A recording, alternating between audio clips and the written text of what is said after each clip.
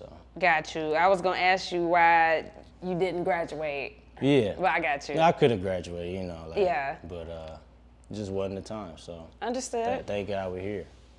Would you go back to school to finish? I would not. I feel you. Ohio State is probably gonna give me an honorary PhD sometime in the future. I hear that. I had an uncle.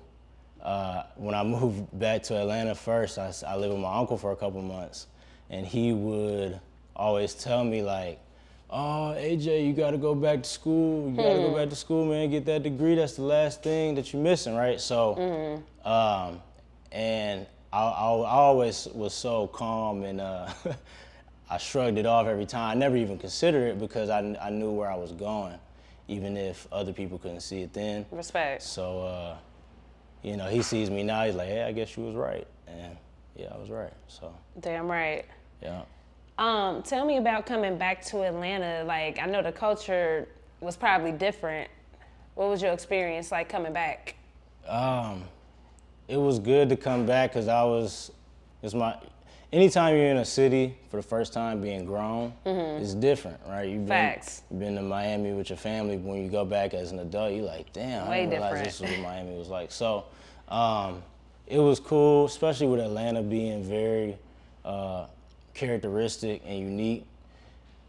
It was cool to see so many black people doing well, because you don't get that in most other black cities or big cities. So right. It was really inspiring to see kids. You know, I was 21 years old. It was really inspiring to see other young men, black men, 22, 21 years old, driving all types of cars, getting legit money, whatever it is. So that was one of the dopest parts about coming back, just along with having the industry kind of in your backyard. Yeah, it's definitely good to come back. Okay. Well, speaking of traveling, tell me about your experience at this year's South by Southwest. Man, that was a great experience. When I look back on these early years of my career, I'm really gonna remember that because that was the first time I met Holiday. He showed a lot of love. We still got some work to do, and Woodrow, he's the man wearing so many hats. Now, of course. He's running the show. He's just curating everything. So, it's when you got somebody like that in your pocket, it's really cool because you get in places where you would not, or you get special treatment, all types of great stuff. So, and just the vibe out in Austin was dope. We had one of my cameramen was out there. Okay. And he got some great footage. The way we was walking around, it was a real superstar feel. So I got a preview of what the next couple of years is gonna look like. Damn right. It was good.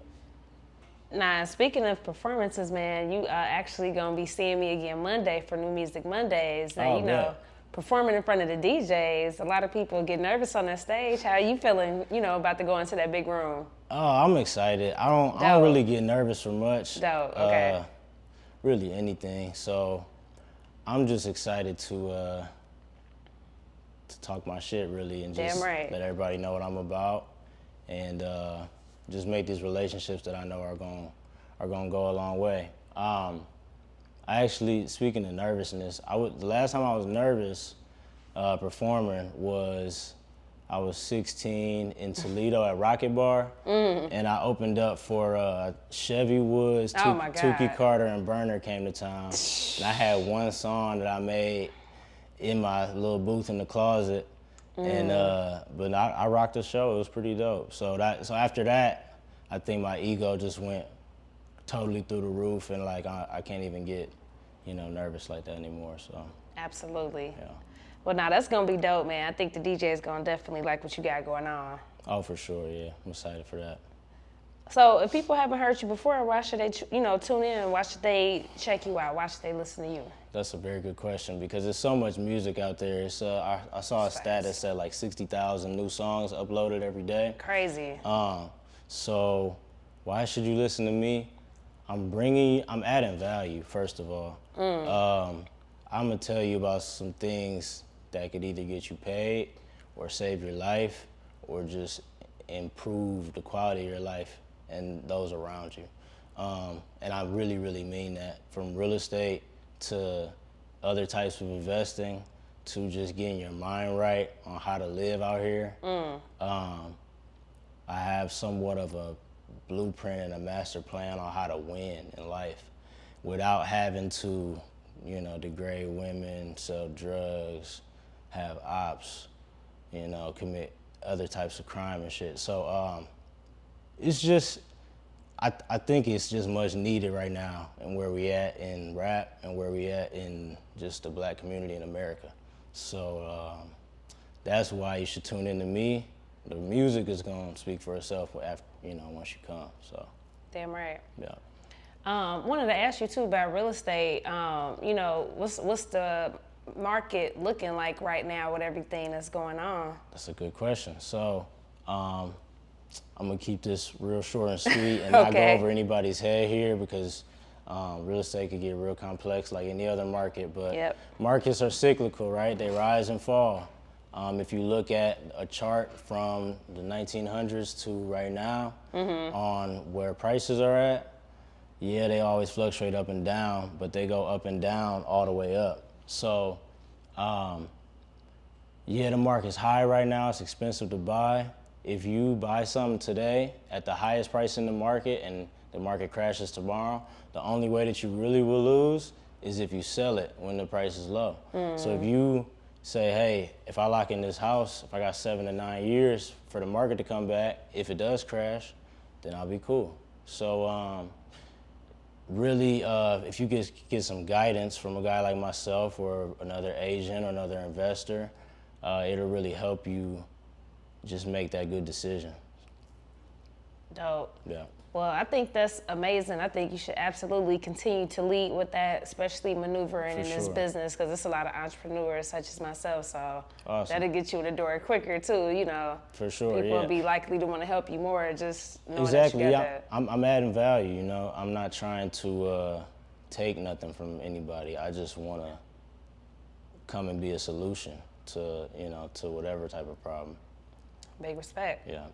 So what you got coming up next? Well, just in my regular life, I'm about to get my pilot's license. Okay, dope. Going into the end of this year, because I really want to get some helicopters and planes next year. It's gonna start buying properties in different, my favorite cities. That's on the agenda for the rest of the year. Removing myself from my companies a little more so I could take a break from the day-to-day. And on the music horizon, we got a lot planned. We got Marshmello's about to cut a beat up that I already recorded. Getting Bad Bunny on a verse. Crazy. Yeah, and it's gonna be so big that I'm gonna just, you know, I'm gonna keep that where it's at right now, because y'all will see that one. We got a couple other features that are undecided yet too that's gonna go on the project. But just know that every beat is gonna have a real big name on the producer. We got Superstar O on there. We get one from Quay on there, Zaytoven. So I'm excited for this first project. It's gonna be a great, like I said, launch pad for me to go into orbit, and you know, we're gonna show y'all the whole process. Absolutely. Now, with the record where you and Bad Bunny, is that gonna be in person, you think, when y'all do that feature? It is, because I got certain things that I need him to do. Got you. And then we also gotta shoot a video for that one. So of course. Probably be a couple days stint, but yeah. Well, that's major, man. Appreciate that. Well, I look forward to hearing it. Definitely look forward to seeing you on Monday. 100%. Thank you. Of course.